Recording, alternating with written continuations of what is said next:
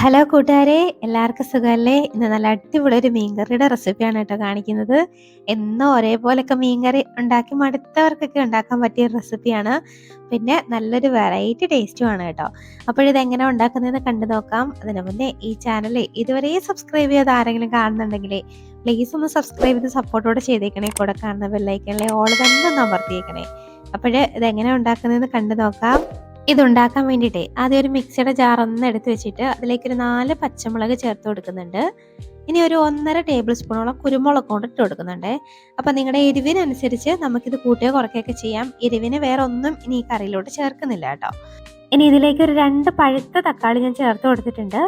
ഇനി കുറച്ച് ഇഞ്ചിയുടെ കഷ്ണം എടുത്തൊന്ന് രണ്ടായിട്ട് അരിഞ്ഞതും, ഇനി ഒരു 2-3 വെളുത്തുള്ളി അല്ലിയും കൂടെ ചേർത്ത് കൊടുക്കാം. ഒരു 10-15ഓളം കുഞ്ഞുള്ളിയും കൂടെ ചേർത്തിട്ട് വെള്ളം ഒന്നും ചേർക്കാതെ ഇതൊന്ന് അരച്ചെടുത്തിട്ട് വരാവേ. ഇതുപോലെ ഒന്ന് അരച്ചെടുത്തിട്ട് മാറ്റി വെക്കാം. നല്ല പേസ്റ്റ് പോലെ ഒന്ന് അരച്ചെടുക്കണം. ഇനി ഒരു ചട്ടി ഒന്ന് ചൂടായി വരുമ്പോഴേക്കും അതിലേക്ക് ഒരു 1.5 ടേബിൾ സ്പൂണോളം വെളിച്ചെണ്ണ ചേർത്ത് കൊടുത്തിട്ടുണ്ടേ. ഈ വെളിച്ചെണ്ണ ഒന്ന് ചൂടായി വരുമ്പോഴേക്കും ഇതിലേക്ക് ഒരു 1/4 ടീസ്പൂണോളം ഉലുവ ഇട്ടൊന്ന് മൂപ്പിച്ചെടുക്കാം. അപ്പോൾ ഉലുവ ഒന്നും അധികം കൂടരുത് കേട്ടോ. ഇനി ഇതിലേക്ക് നമ്മൾ അരച്ച് മാറ്റി വെച്ചിരിക്കുന്ന ആ മിക്സും കൂടെ അങ്ങോട്ട് ചേർത്തിട്ട് നന്നായിട്ടൊന്നങ്ങ് വഴറ്റി അതിൻ്റെയൊക്കെ ആ ഒരു പച്ചമണം ഒന്ന് മാറ്റിയെടുക്കണേ. കാരണം നമ്മളിതിൽ ചേർത്തേക്കുന്ന ഒന്നും തന്നെ ഒന്ന് വഴറ്റിയിട്ടോ ഒന്ന് ചൂടാക്കിയിട്ടോ ഒന്നുമില്ല. ഇത് നന്നായിട്ടൊന്ന് വഴറ്റി പച്ചമണം ഒന്ന് മാറ്റിയെടുക്കണം. ഒരു 2 മിനിറ്റെങ്കിലും നന്നായിട്ടൊന്ന് വഴറ്റിയെടുക്കണേ.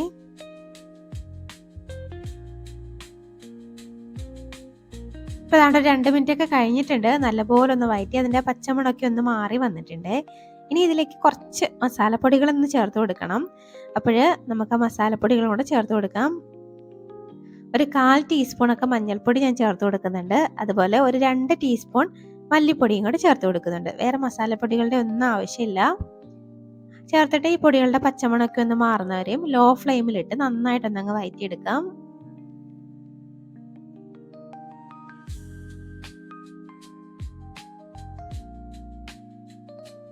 ഇപ്പോൾ ഏതാണ്ട് പൊടികളുടെ ആ പച്ചമണമൊക്കെ ഒന്ന് മാറി വന്നിട്ടുണ്ട്.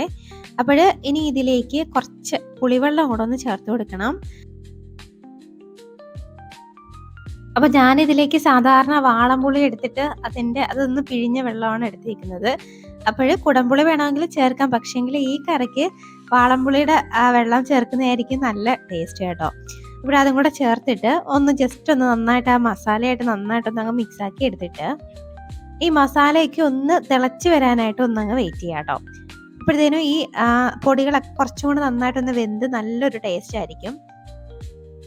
ഇതാണ്ടൊന്ന് തിളച്ച് വന്നിട്ടുണ്ട്. ഇനി ഇതിലേക്ക് നമുക്ക് ബാക്കി വെള്ളം കൂടെ ചേർത്ത് കൊടുക്കാം. ഞാൻ ആ മിക്സിയുടെ ജാറ് കഴുകിയിട്ട് അതിൽ തന്നെയാണ് വെള്ളം ചേർക്കുന്നത്. ഒരു 1.5 കപ്പോളം വെള്ളം ഞാൻ ചേർത്ത് കൊടുക്കുന്നുണ്ട്. ചേർത്തിട്ട് നന്നായിട്ട് ഒന്നും കൂടെ അങ്ങ് മിക്സാക്കി എടുക്കാം.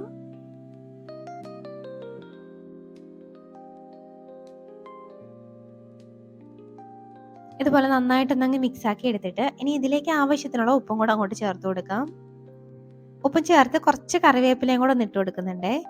ഇട്ട് കൊടുത്തിട്ട് നന്നായിട്ട് ഇതൊന്ന് തിളപ്പിച്ചെടുക്കാവേ.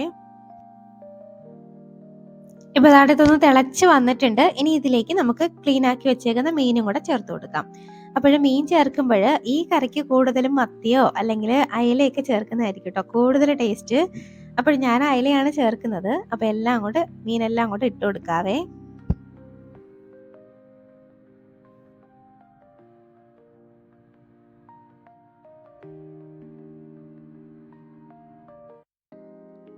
മീനെല്ലാം ഞാനൊന്ന് ചേർത്തിട്ടുണ്ട്. ഇനി നമുക്കിതൊന്ന് അടച്ചു വെച്ചിട്ടൊന്ന് വേവിച്ചെടുക്കാം. അടച്ചു വെച്ചിട്ട് ഒരു 10 മിനിറ്റ് ഒന്ന് വെന്ത് വരട്ടെ അവിടെ ഇരുന്ന്. ഇടയ്ക്കൊക്കെ ഒന്ന് തുറന്നൊന്ന് ഇളക്കി ചെറുതായിട്ടൊന്ന് ഇളക്കിയൊക്കെ ഇട്ട് കൊടുക്കണേ. ഒരു 10 മിനിറ്റ് ഒക്കെ കഴിഞ്ഞിട്ടുണ്ട്. നല്ല ആ ഗ്രേവിയൊക്കെ നന്നായിട്ടൊന്ന് വറ്റി എണ്ണയൊക്കെ തെളിഞ്ഞ് നല്ല അടിപൊളിയായിട്ട് മീനൊക്കെ റെഡി ആയിട്ട് വന്നിട്ടുണ്ട് കേട്ടോ. ഇത്രയേ ഉള്ളൂ. നമ്മുടെ അടിപൊളി മീൻകറി ഇവിടെ റെഡി ആയിട്ടുണ്ട്. നല്ല കുറുകിയ ചാറോട് കൂടിയ നല്ല ടേസ്റ്റി ആയിട്ടുള്ള കുരുമുളക് ഇട്ട മീൻകറിയാണ്. എല്ലാവരും ഒന്ന് ട്രൈ ആക്കി നോക്കൂ. എല്ലാവർക്കും ഇഷ്ടപ്പെടുന്ന ഒരു റെസിപ്പി തന്നെയായിരിക്കും. ഇഷ്ടപ്പെടുവാണെങ്കിൽ ഒരു ലൈക്ക് കൂടെ തന്നേക്കണേ. ഇനി ഒരു അടിപൊളി റെസിപ്പിയുമായിട്ട് വീണ്ടും കാണാടോ. അതുവരേക്കും ബൈ. Thanks for watching.